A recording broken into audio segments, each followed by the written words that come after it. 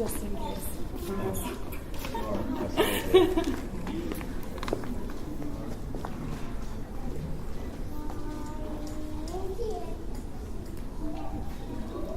The devil was sitting in Hades one day, in a very disconsolate sort of way. You could tell by his vigorous swishing of tail, his scratching his horn with the point of his nail, that something had gone with his majesty wrong. The steam was so thick, and the sulfur so strong.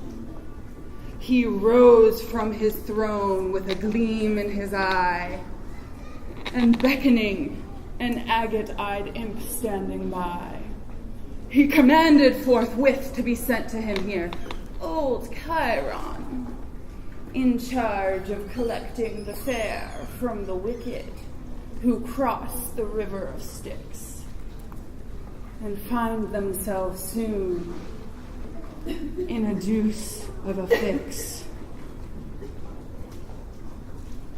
Old Chiron, thus summoned, came soon to his chief. As the devil was angry, the confab was brief. Said the devil to Chiron, "Now what shall I do? The world, it grows old and grows wickeder too. From Portland, Chicago, Francisco, New York, I get in my mortals too fast for my fork. I haven't the room in these caverns below. St. Peter above is rejecting them so. So hie you, my Chiron, to earth right away. Fly over the globe without any delay, and find me a spot, quite secluded and drear, where I can drill holes from the center in here. But recollect one thing, old Chiron, for if you do find the location where I can bore through, there must be conveniences scattered around, so I can do business while I'm above ground. An ink pot must always be ready on hand, so I can write names of the parties I strand. There must be a punch bowl, a frying pan too, a cauldron in which to concoct a ragout. An old faithful sentinel showing my power must shoot a salute on the earth every hour. And if by some accident some poor mortal view the spot you have chosen, why this you must do. Develop a series of pools, green and blue, so that while these poor mortals beauties admire, they'll forget that below I'm poking the fire. Now fly away, Chiron, be quick as you can, for my place here's so full I can't roast a man. To earth flew fleet Chiron, to regions of ice. He found these too cold, so away in a trice. He sought out locations on Africa's sand, prospecting and finding too much on his hands. He sought out Australia, Siberia too, and the north part of China. No, none of these do. And just as about to relinquish his chase, he stumbled upon a miraculous place. 'Twas deep in the midst of a mountainous range, surrounded by valleys, secluded and strange, in a country the greatest, the grandest, the best to be found on this earth, America's West.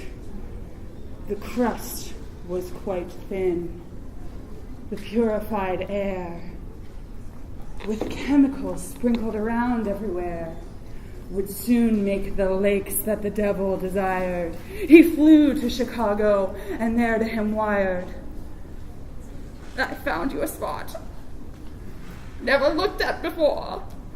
You can heat up the rocks, turn on water, and bore.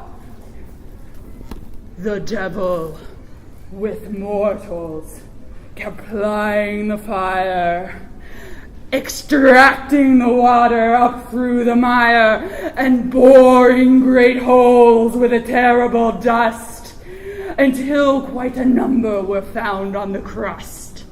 Then he turned on the steam, low and upward did fly, through cracks in the surface, through rocks to the sky. And with a great rumble, there came from each spot huge volumes of water remarkably hot, that had been in the caverns since Lucifer fell, thus greatly expanding the confines of hell. And now it happens that when old Chiron brings in a remarkable load of original sin, you can see Satan quietly plying the coals and spurting the water up through the holes.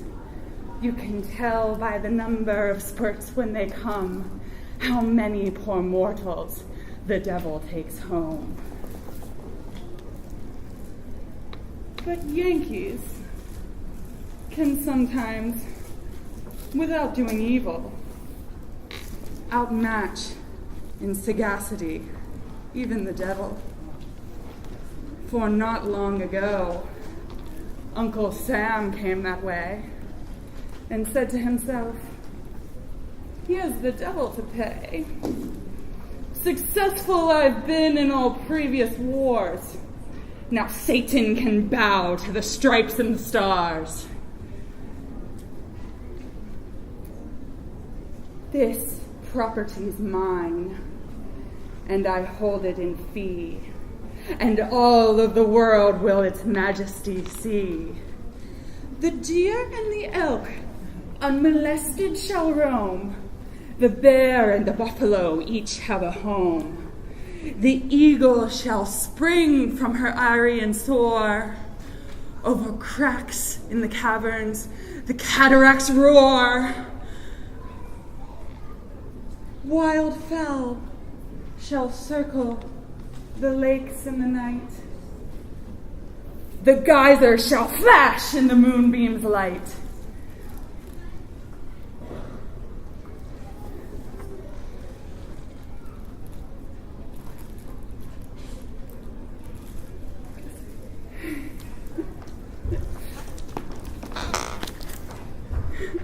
I christen this country. Let all nations hark. I name it the Yellowstone National Park."